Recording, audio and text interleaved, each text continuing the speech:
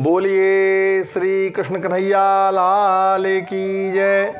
बोलिए श्री तुलसा महारानी की जय। बोलिए श्री कार्तिक मास की जय। नारद जी पृथु महाराज को कार्तिक मास के महात्म को आगे वर्णन करते हुए कहते हैं कि हे राजन, तीनों शक्तियों से प्राप्त बीजों को उन देवताओं ने लाकर के जब वृंदा की चिता भस्म के पास में जहां विष्णु भगवान मोहित होकर के बैठे थे उस स्थान पर बो दिया, तो राजन उन बोए हुए बीजों से धात्री, मालती और तुलसी ये तीनों वनस्पतियां उत्पन्न हुई। जो ब्रह्मा की स्त्री के बीज से उत्पन्न हुई वह धात्री, जो लक्ष्मी जी के द्वारा दिए गए बीज से उत्पन्न हुई वह मालती, और जो गौरी के बीज से उत्पन्न हुई वह तुलसी कहलाई। ये तीनों क्रमशः रजोगुण, सतोगुण और तमोगुण स्वरूप हुई। हे राजन, तब स्त्री के रूप में वनस्पतियों को देख करके वृंदा के रूप से अतिशय भ्रमित होकर के भगवान विष्णु शीघ्र ही उठ गए। काम में आसक्त चित्त वाले विष्णु ने उनको प्रीति से देखा। उन तुलसी और धात्री ने भी विष्णु को ही देखा। वो बीज लक्ष्मी द्वारा ईर्ष्या सहित दिया गया था। उस बीज से उत्पन्न स्त्री विष्णु से ईर्ष्या करने वाली हुई। इस कारण अति निंदित वह बर्बरी नाम वाली हुई और धात्री तथा तुलसी उनमें प्रीत करने से उनकी प्रीति बढ़ाने वाली हुई।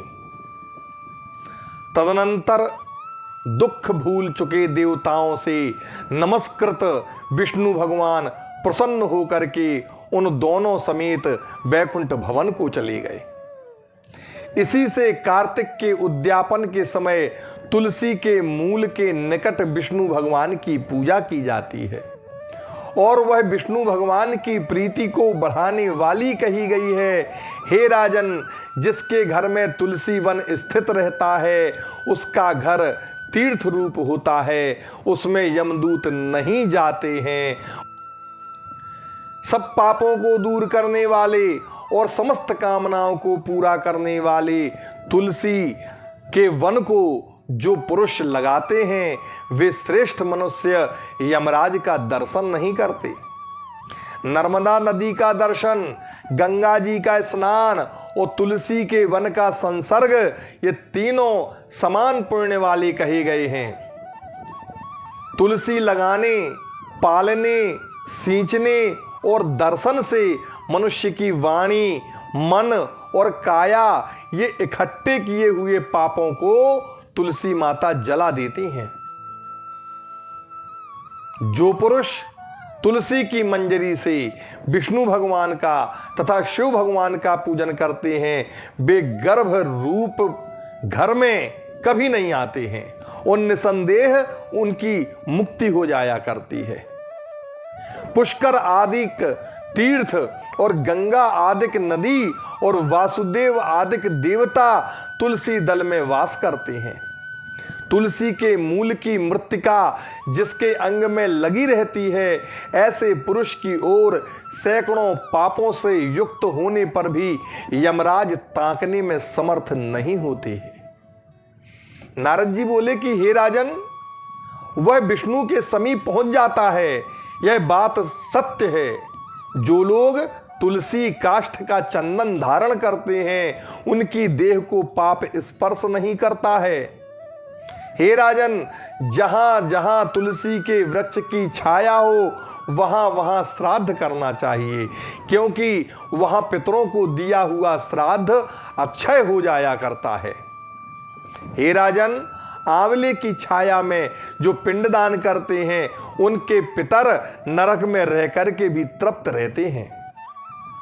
हे राजाओं में उत्तम, मस्तक में, हाथ में मुख में और देह में जो पुरुष आंवले को धारण करता है, आंवले का फल धारण करता है, वह साक्षात विष्णु स्वरूप है। आंवले का फल, तुलसी और द्वारका की मृत्तिका, ये जिसकी देह में नित्य स्थित रहते हैं वह पुरुष जीवन मुक्त कहा जाता है। आंवले के फलों और तुलसी के दलों से मिले हुए जल को जो मनुष्य स्नान करता है उसे गंगा स्नान का फल मिलता है।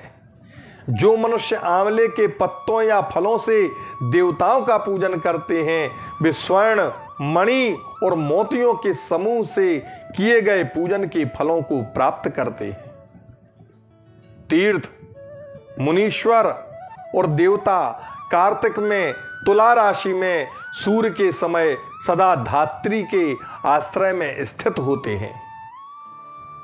जो मनुष्य द्वादशी को तुलसी दल तथा कार्तिक में धात्री पत्र का छेदन करते हैं वे अति निंदक नरक को प्राप्त करते हैं।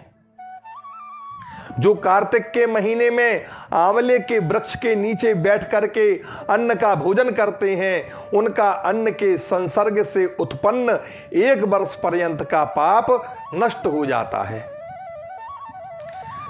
जो कार्तिक के महीने में आंवले के वृक्ष के नीचे भगवान विष्णु नारायण का पूजन करते हैं उनको सब क्षेत्रों में विष्णु के पूजन का फल प्राप्त होता है। धात्री और तुलसी के महात्म को विष्णु भगवान की महिमा के समान चतुर्मुख ब्रह्मा भी कहने में समर्थ नहीं है। धात्री और तुलसी की उत्पत्ति के कारण को जो मनुष्य भक्ति भाव से सुनते हैं अथवा सुनाते हैं वह पाप रहित होकर के अपने पूर्वजों समेत उत्तम विमानों में बैठ करके स्वर्गारोहण करते हैं, इसमें कोई संदेह नहीं है। इति श्री पद्म पुराणे कार्तिक महात्म्ये धात्री तुलस्योर्माहात्म्य कथनम नाम 18ोऽध्यायः।